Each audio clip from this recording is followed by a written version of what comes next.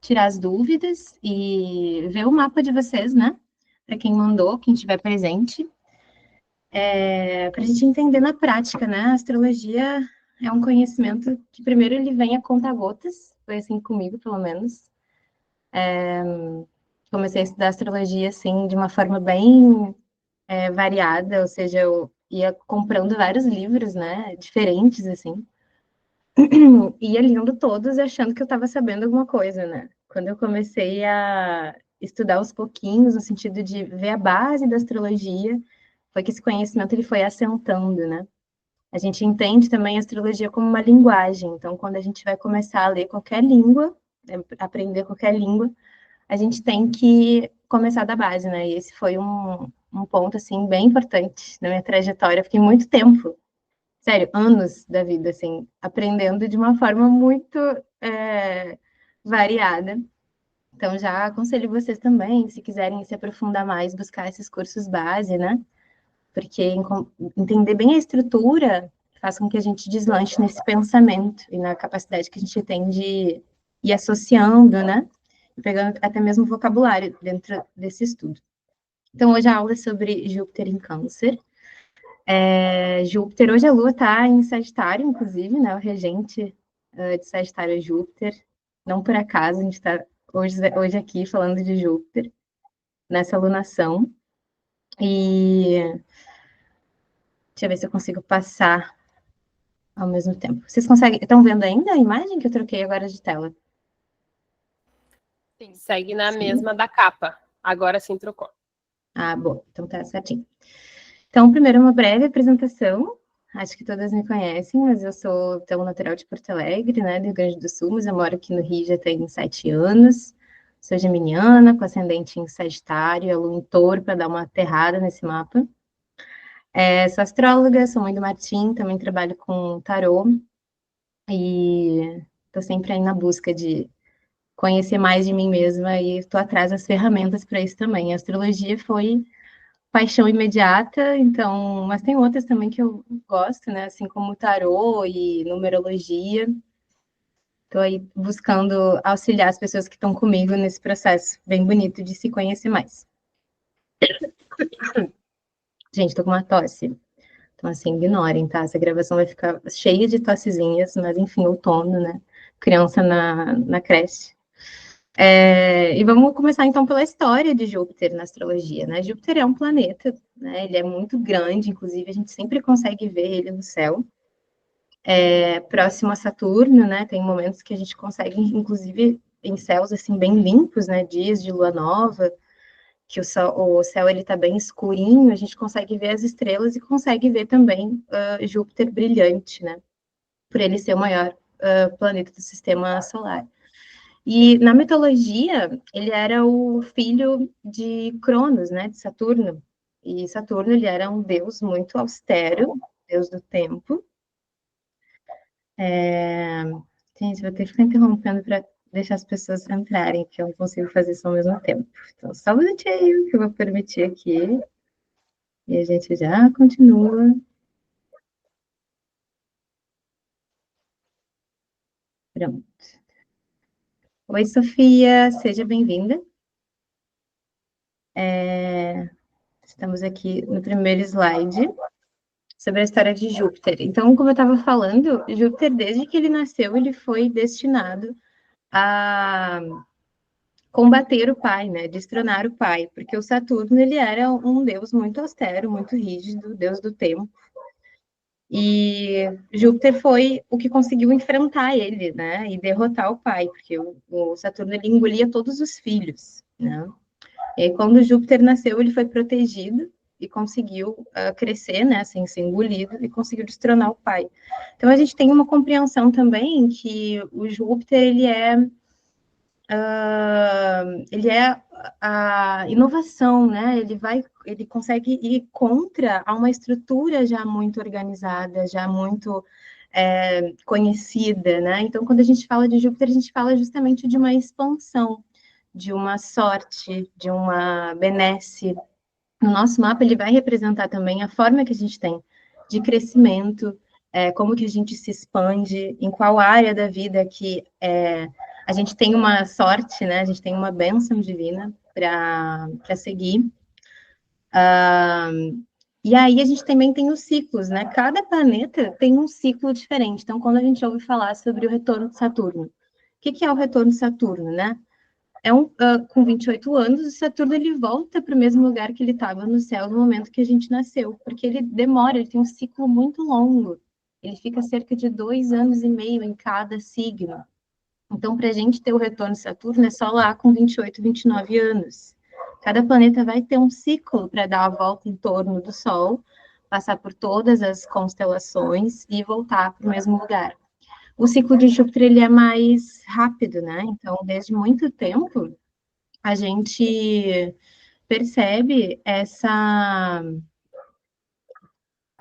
esse ciclo de ser de 12 anos. O que faz com que ele seja 12 anos? Faz com que a gente tenha um ano com uma energia diferente de Júpiter, certo? Então, se a gente olha 12 anos atrás, lá em 2013, a gente vai estar com a mesma configuração de Júpiter do céu de hoje, né? Porque ele é um pouco mais rápido.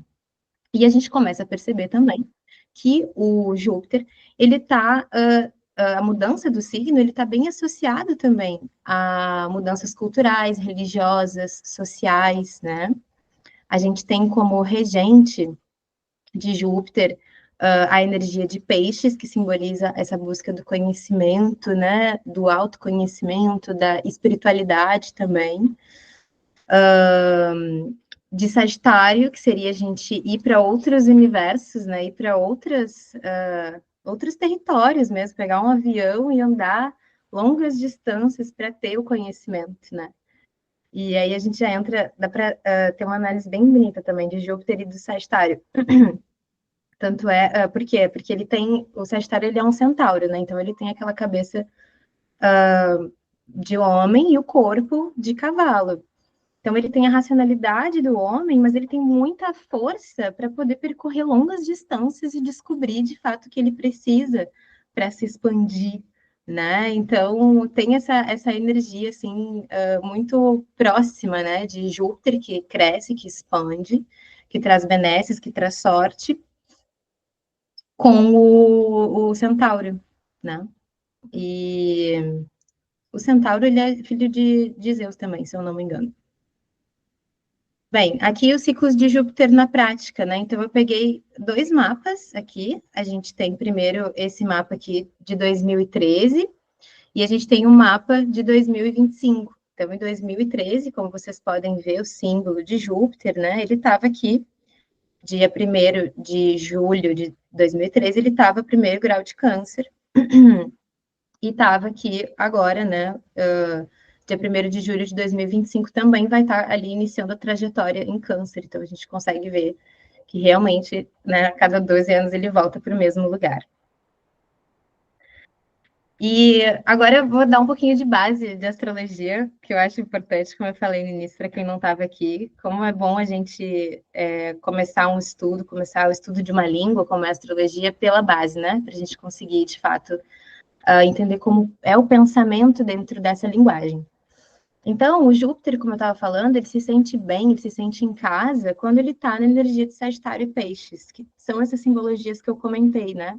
O Sagitário sobre essa capacidade de se expandir, o mito do Centauro, e Peixes seria esse mergulho no inconsciente, né? Na expansão da espiritualidade, da compreensão de que a gente tem uma proteção divina, já que Júpiter também é um protegido, e onde a gente tem Júpiter no mapa também é uma área ali que a gente tem um pouco mais de sorte que as outras. Ele se exalta, ou seja, ele tá bem, né? Quando ele tá ali, ele tá potente, ele tá na sua energia máxima quando ele tá em Câncer. Quando ele tá em Capricórnio, ele tá num território esquisito, né? E quando ele tá em Gêmeos e Virgem, ele tá em exílio, detrimento, que a gente fala, né? Que é um lugar ali que não tá muito confortável. Então, na tradução prática e simbólica, a gente tem o domicílio como se fosse o Júpiter agindo como um sábio dentro do seu próprio templo, com liberdade para se expandir, para ensinar a crer. Tem força perante os outros aspectos, inclusive quando a gente tem, por exemplo, no mapa astral, um Júpiter em Sagitário fazendo uma quadratura com um aspecto tenso, né? Com outro planeta. esse Júpiter está muito forte. A gente vai olhar pela perspectiva de Júpiter com mais carinho nessa leitura.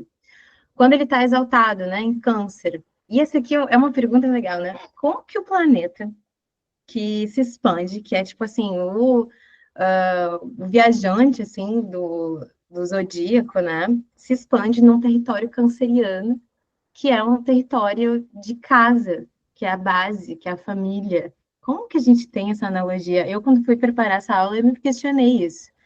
E aí a resposta eu vou dar mais para frente.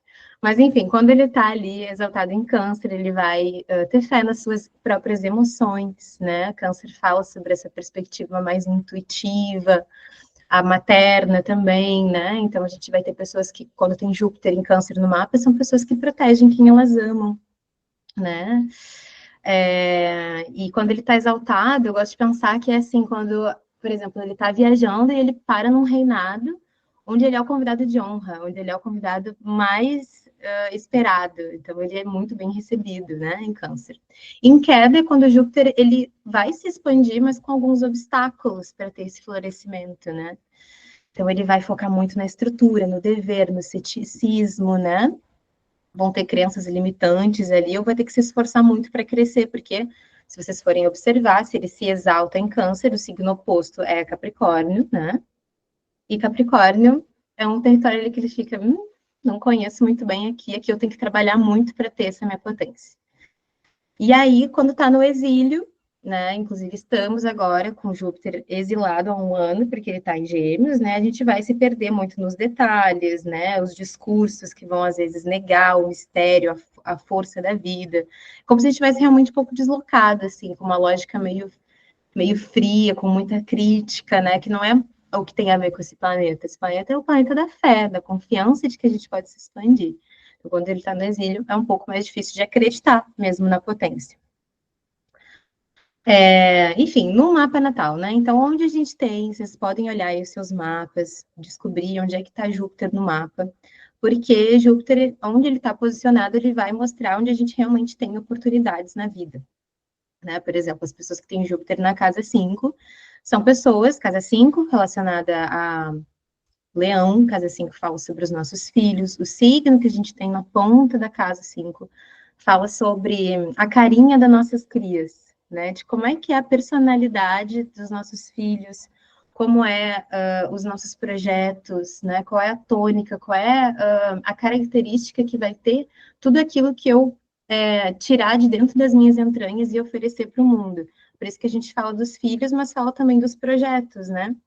Fala sobre o nosso brilho próprio também, características do nosso brilho, enfim. Pessoas que têm Júpiter na casa 5 vão ter uma criatividade abundante, uma sorte relacionada ali a filhos ou até mesmo romance, porque a casa 5 é uma casa de prazer, né? É onde o sol se diverte. Na casa 10, quem tiver o Júpiter na casa 10 vai ter ali sucesso público profissional, natural, a sorte está ali apontada para esse ponto do mapa, né? Então a pessoa com facilidade ela vai deslanchar, ela vai encontrar os caminhos, né? Enquanto outras ali ficam anos tentando descobrir seu propósito, como é que impacta as pessoas, né? Quem tem o Júpiter na casa 10 vai ter isso aí muito facilitado, né? Com a sorte mesmo, né? Aí o signo de Júpiter, ele indica também como a gente busca crescimento, então, como eu estava falando, o Júpiter em Sagitário sugere uma certa otimismo, amor por aventuras. Em Virgem, no exílio, ele se manifesta como um crescimento no trabalho árduo, já falei. E Câncer é onde essas qualidades de expansão, né, como a sabedoria e a generosidade são expandidas e enriquecidas, né? Então, expande também os temas de família, de lar, de pertencimento. A intuição, ela acaba sendo elevada. Inclusive, aqui a gente tem relatos, né, de pessoas que têm Júpiter em Câncer e são pessoas que sonham muito, que têm aquela intuição do que vai acontecer e não sabe nem como aquela coisa se conecta com aquilo, né? E às vezes realmente é uma facilidade, assim, né, de entender o tempo de sentimento, como as coisas acontecem antes no sentimento do que no tempo real. Pessoas que são muito intuitivas, quem tem Júpiter em Câncer no próprio mapa. Então, no contexto pessoal, a importância de Júpiter, entender o Júpiter no mapa, ajuda a identificar também como a vida pode fluir com mais facilidade. né? Ela revela ali os caminhos de propósito, né? Onde a gente tem esse ano Júpiter em Câncer é uma área da nossa vida que vai estar facilitada, né? Que vai estar ali com muita possibilidade de a gente se expandir e crescer a partir daquelas temáticas, né? E é isso. Aí tem os trânsitos coletivos, né? Então a gente vai falar sobre isso quando a gente está com Júpiter em signo de fogo. 2023, a gente estava com Júpiter em fogo. Energia de coragem, de inspiração, de liderança, as pessoas estavam entoando isso. Quando está em terra, né? Do ano de 2023, na verdade 22 foi Virgem em Áries, e aí Touro em 2023. Então, foco no crescimento material, sustentabilidade. E agora estamos na expansão intelectual, na inovação, né? Nesse momento, assim, de todo mundo está falando muito de tecnologia, rede social. E agora entramos em Câncer, né? Vai entrar agora dia 10 de junho. A gente vai ter esse crescimento emocional. E tem os riscos também de Júpiter, né? Porque quando a gente tem um Júpiter mal aspectado no mapa, a gente vai tender para o exagero, para o excesso, né? Às vezes até mesmo a arrogância, né? Que são características desse planeta. A gente pode ter um otimismo irrealista também, né? As pessoas às vezes acham que vai dar tudo certo, que Deus protege, tá tudo certo. E aí, às vezes, passa dos limites, né? Essa expansão toda, ela também tem que ter um contorno, né? Enfim. Aí eu trouxe 3 exemplos também de Júpiter na prática, para quando vocês olharem os mapas, os seus próprios ou de outras pessoas, vocês entenderem a potência desse planeta, né? Então, o primeiro exemplo, eu trouxe aqui um Júpiter na casa 7, em Gêmeos, né? Essa pessoa que tem o Sol em Leão e o Júpiter na 7, eu já olho esse mapa e já falo, ó, a potência dos encontros para você é muito favorecida. Casa 7, casa de relacionamentos, né? Atribuída a Vênus, geralmente. Então, quando a gente tem um Júpiter ali, a gente já pensa, ó, essa pessoa, ela se expande, ela cresce a partir da dupla. Então, naturalmente, a vida vai trazer bons encontros para ela, né? E aí são, às vezes, relacionamentos longos, pessoas que vão ter uma sorte mesmo, né, de ter grandes amigas, melhores amigas, né, pessoas muito queridas. Ou, por exemplo, quem tem Júpiter na 1, casa do ascendente, nosso corpo físico, a forma como a gente é visto pelo mundo. Então, quando a gente tem o Júpiter na 1 e a gente chega no ambiente, a gente é percebido, né? Porque tem essa energia vibrante, essa energia expansiva. É difícil de esconder quem tem um Júpiter na casa 1. E dificilmente não são pessoas tímidas, porque já estão acostumadas, né, com essa exposição, com esse magnetismo. Mas também, se ele for muito próximo do ascendente, ou seja, esse ascendente aqui, não sei se vocês conseguem ver, mas está a 6 graus de Capricórnio, né? E o Júpiter está a 16, né? Então tem 10 graus de diferença, né? O ponto do ascendente é 6 graus e Júpiter a 16 graus.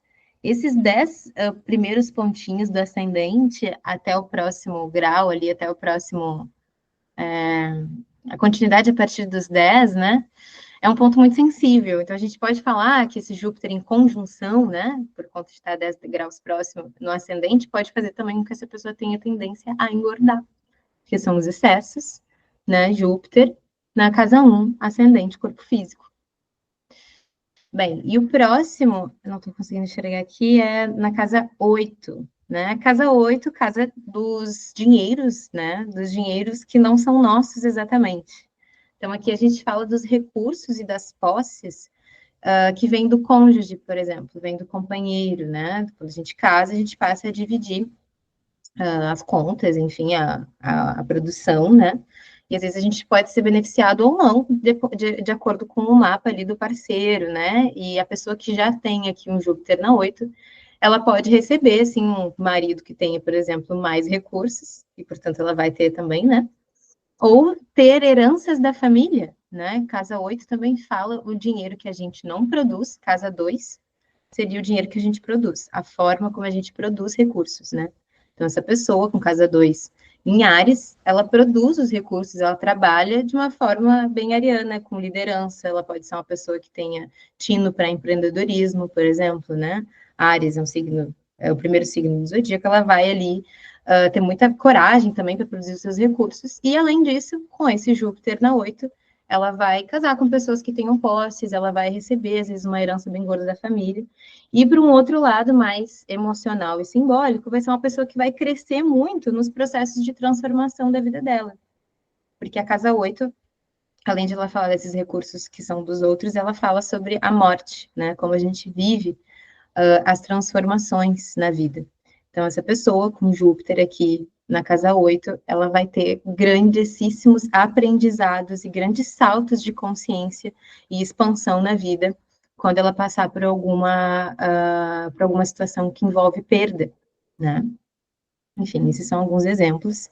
Depois eu vou passar para vocês um material que eu criei de Júpiter nos signos, né? O que significa Júpiter em Áries, em Touro, em todos os signos, e Júpiter em cada casa, para vocês também poderem ver no mapa de vocês, tá?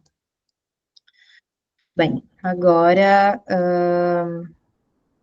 Ih, parou a apresentação? Vocês estão vendo? Estamos bem. Ah, que bom. Então, bem, Júpiter em Gêmeos em 2024.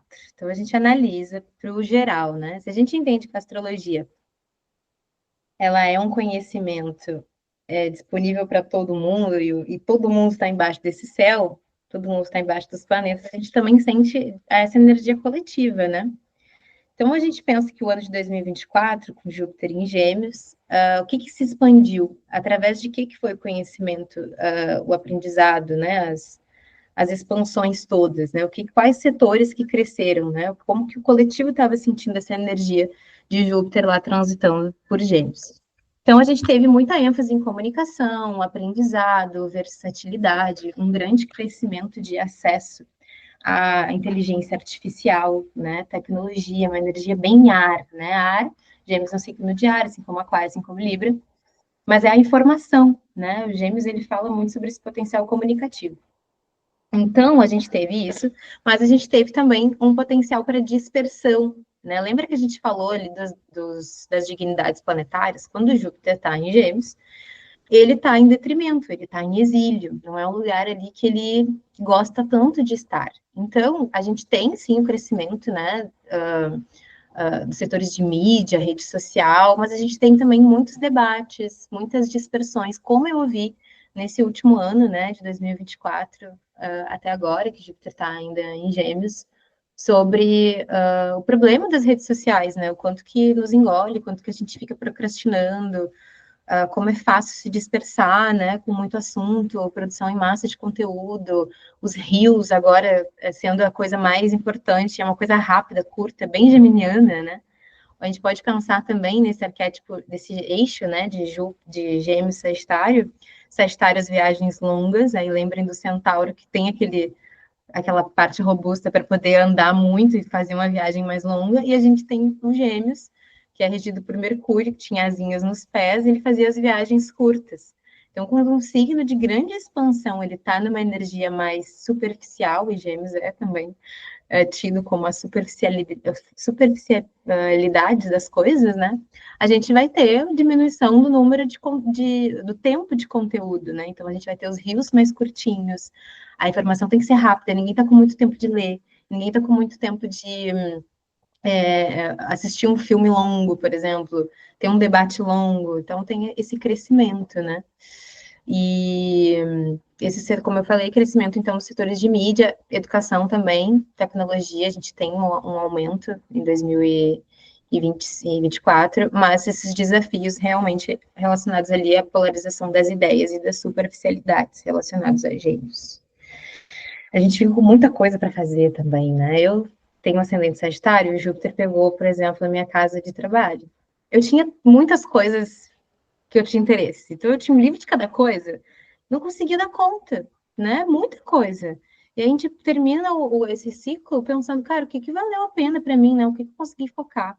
E se não conseguiu focar em alguma coisa específica, espera a energia de câncer chegar, porque essa mudança de energia, então saindo de uma energia diária, a gente indo para a água, a gente vai ter um foco mais emocional, na família, na segurança, na nutrição, né? Então ele está exaltado, né? Ele aumenta ali a sua potência. Então, temas relacionados a acolhimento, proteção, conexão emocional, gravidez, são assuntos assim que vão ficar bem em voga, maternidade.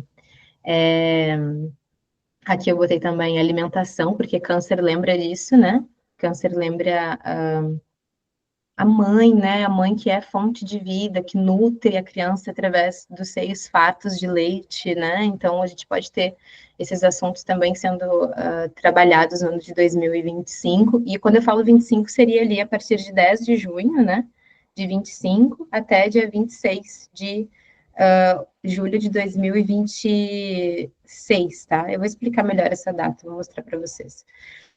Não sei ao certo, acho que lá no início do slide eu coloquei de quando que é. Porque a gente fala que é um ciclo por ano, mas ele não é de acordo com um calendário que a gente segue, né? Então, ó, 10 de junho de 25, ingressa em câncer e sai dia 29 de junho de 26, tá? Então, até lá, durante esse ciclo, essas temáticas vão ser bem trabalhadas em 2000 e nesse tempo, né? Por exemplo, fala muito também dos laços emocionais, né? Então, como é que a gente se expande em 2025? Olhando para nossa família, olhando para nossa base, né? Quem é que nos dá amor? Como que a gente distribui nosso amor? A gente é acolhedor, a gente tem sido acolhedor para as pessoas, a gente tem pessoas próximas que são acolhedoras também, né? E quando eu falo família, que não é só a família consanguínea, né? São as amizades muito próximas, as pessoas que a gente ama, né? A gente pode se sentir também mais responsável dentro do nosso centro familiar, no nosso ciclo. A gente se sente mais pertencente, entendendo qual é o nosso lugar de responsabilidade daquele lugar, né? As amizades mais próximas ganham tônus também, a sensibilidade, né? E como eu falei, os sonhos e as projeções. Se a gente for observar de novo o eixo, né? Câncer, Capricórnio, Câncer é o tempo do sentimento e Capricórnio é o tempo real. Por exemplo, hoje é dia 17 de maio de 25.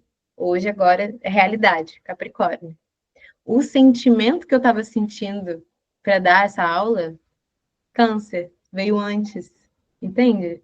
Por isso que às vezes tem essa coisa de sonho premonitório, porque o tempo do sentimento, ele é mais rápido, ele vem com mais facilidade no nosso campo. Só que para a gente perceber, a gente tem que estar ali com a nossa intuição bem trabalhadinha, com a nossa espiritualidade ali sendo também trabalhada, né? Para que a gente possa se conectar a esse tempo, que não é exatamente o tempo de agora, que ainda vai ser, mas esse tempo intuitivo, né? Então, é um ano que os sonhos, as projeções e as intuições também são muito grandes. E como eu falei antes, a maternidade, né? E sensação de segurança também, né? Segurança emocional, enfim. Então, as oportunidades e desafios é a gente saber o quê? 2025 até boa parte de 2026. Se eu estiver cuidando da minha família, se eu estiver cuidando das minhas emoções, eu vou ter realmente muita oportunidade de crescimento, né? E por outro lado, lembra que a gente fala de Júpiter exagerado, então numa energia exaltada, ele também tem os seus pesares, né? E aqui seriam os excessos emocionais, a gente pode perceber muito, ou idealização exagerada da família, das tradições, né, dos lugares de origem, enfim.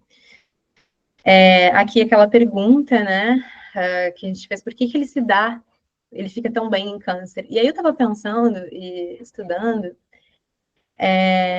que para a gente ir para o mundo, para a gente ir conhecer, por exemplo, o que está fora, o que está lá no exterior, para ir bem com aquilo, para ir de frente com aquela nova cultura, eu preciso estar com as minhas bases fortalecidas. E aí essa pergunta, por que ele se exalta quando está em câncer, que é o signo da família, da base sólida, da ancestralidade?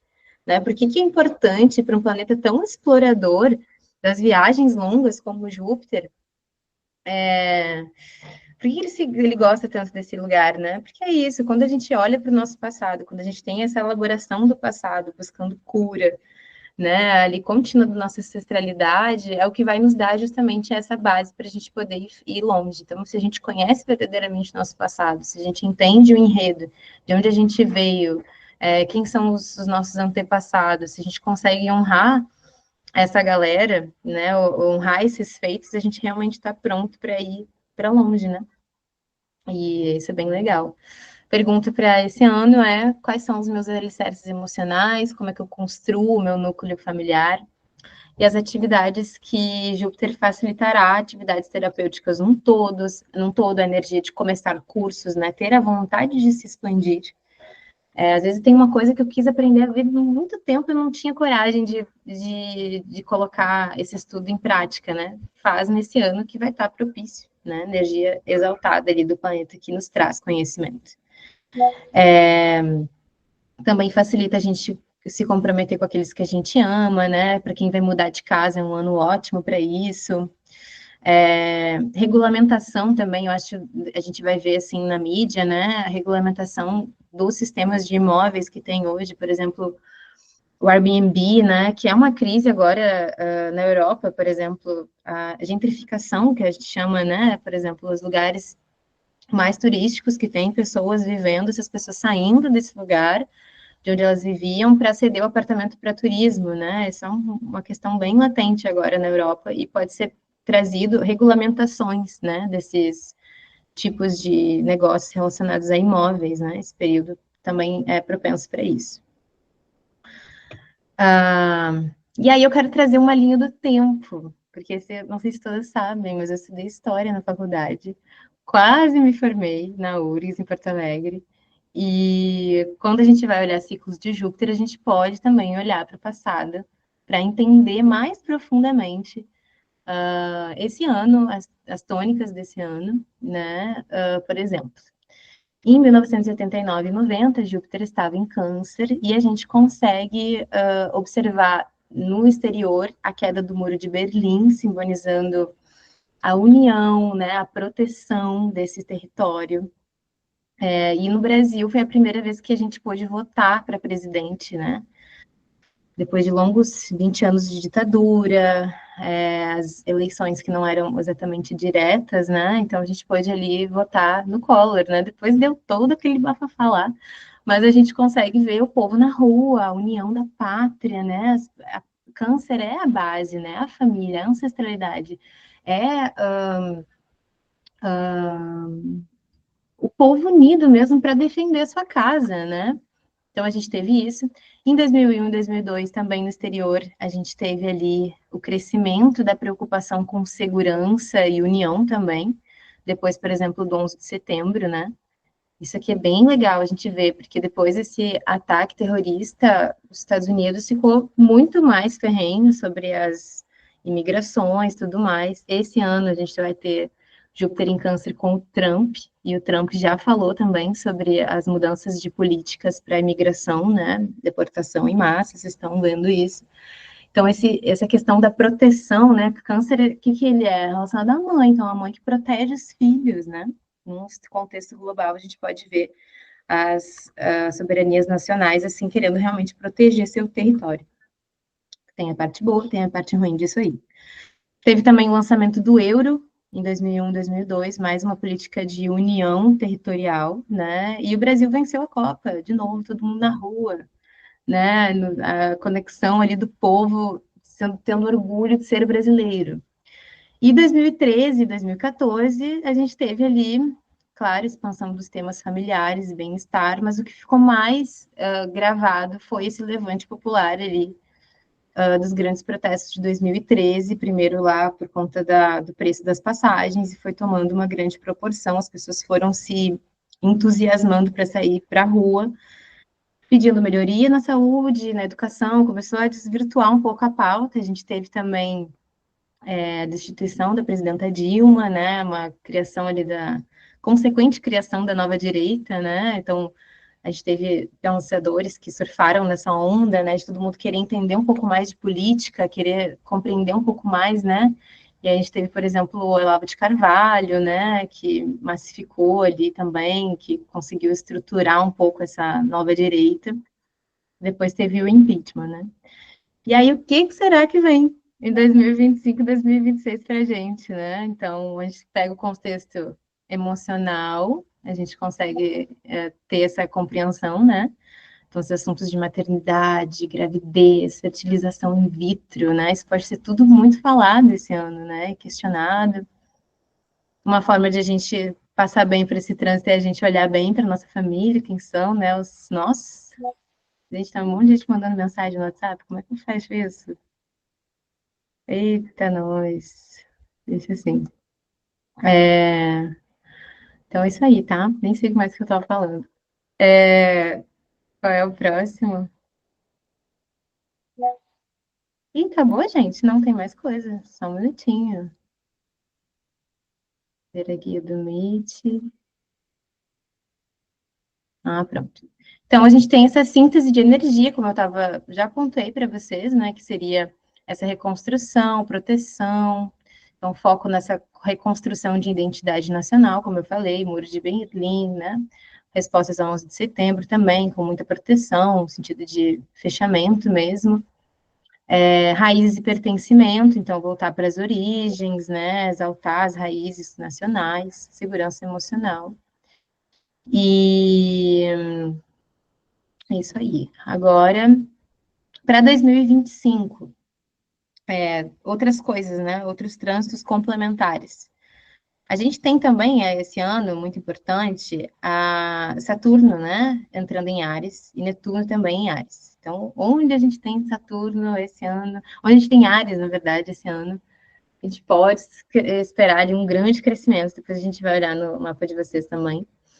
E tem uma época específica, que é ali 9 de junho a 4 de julho, tem uma quadratura entre a área da vida que a gente tem câncer e a área da vida que a gente tem Áries, né? São áreas ali que uma vai estar pedindo para a gente sonhar, para a gente expandir, e a outra tá.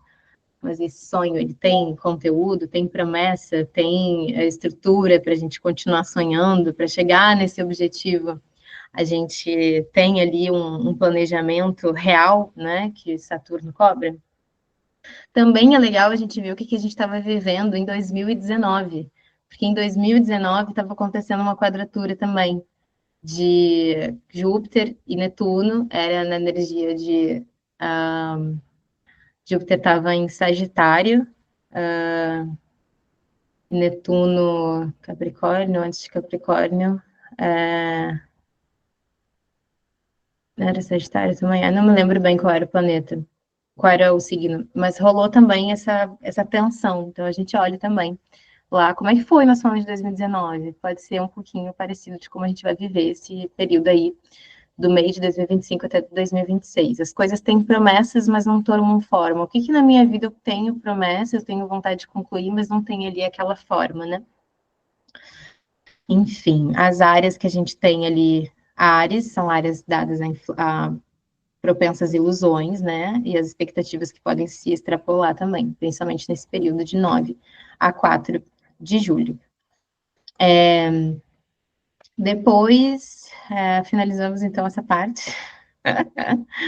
Espero ter conseguido trazer para vocês. Como é a primeira vez que eu estou fazendo isso, eu também estou conhecendo as pessoas que estão interessadas em estudar comigo. Eu não sei o nível, né, de sabedoria na linguagem astrológica que cada uma tem. Então, agora estou aberta a dúvidas, se tiverem dúvidas, senão a gente passa para olhar os mapas. Quantas pessoas a gente tem aqui? Uma, duas, tem 6 pessoas, né? Dá para a gente levantar 6 mapinhas para fazer uma análise, já estudar juntas. Pode falar, Patrícia. Eu adorei, tá? Eu não tenho muito conhecimento nessa linguagem, mas ficou bem claro, assim, muitas coisas. Fiquei com dúvida porque o Saturno em Áries, que tu falou, ele, juntando com esse Júpiter em Câncer, tem sentido de pensar numa possibilidade de guerra vindo por aí?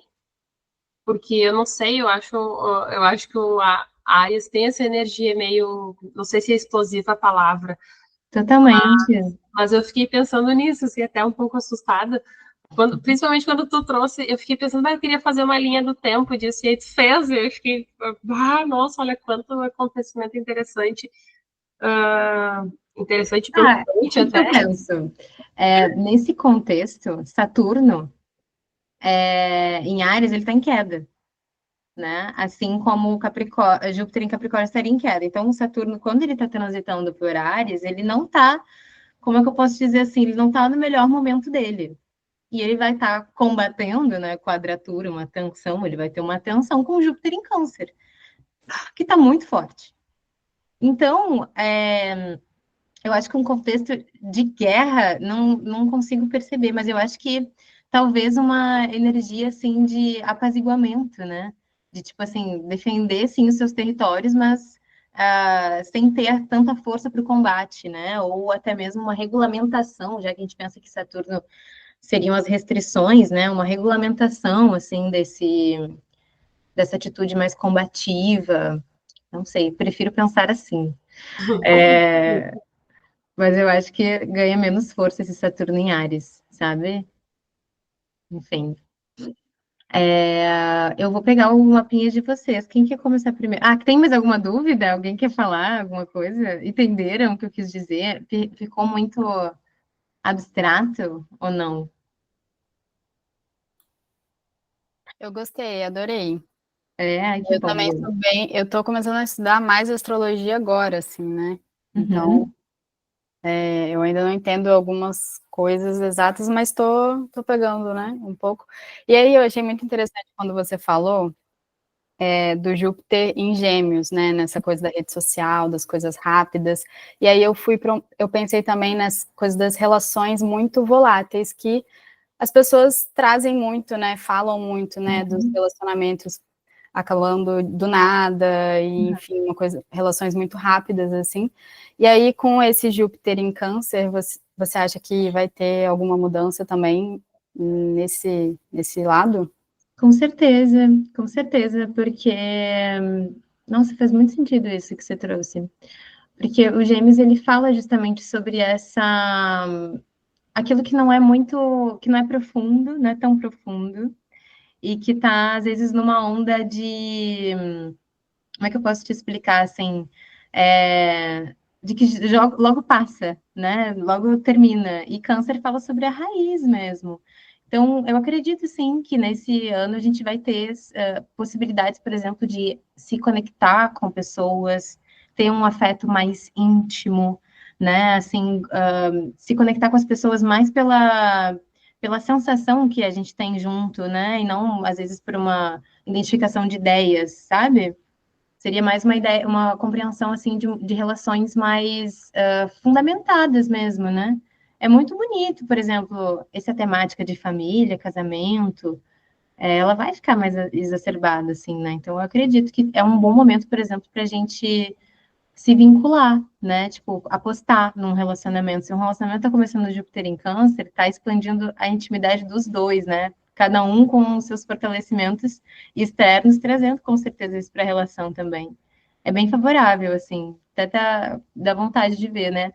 Casais assim que a gente gosta, que a gente conhece bem, ver se não casou aí na época de Júpiter em Câncer. Quem tá para casar, para noivar, para firmar relacionamento é muito bom a partir de junho. Interessante que vai pegar ali perto da época dos namorados também, né? Não é por acaso essas coisas, eu não acredito que é por acaso. É isso. Alguém tem mais alguma dúvida? Vamos para a prática, então. Vamos ver os mapas de vocês, para a gente entender. Vai ser uma análisezinha, assim, bem breve, né? Porque para não ficar cansativo para as outras pessoas, mas também a gente aprende fazendo exercício, né? A astrologia, ela é um conhecimento que a gente aprende na prática. Então, desconfiem dos astrólogos que não atenderam antes de passar os conhecimentos, né? Porque a gente tem que treinar o olho mesmo, e só com a continuidade que a gente vai conseguir fazer isso. Quem quer ir primeiro aqui? Quem se arrisca a ver o mapa?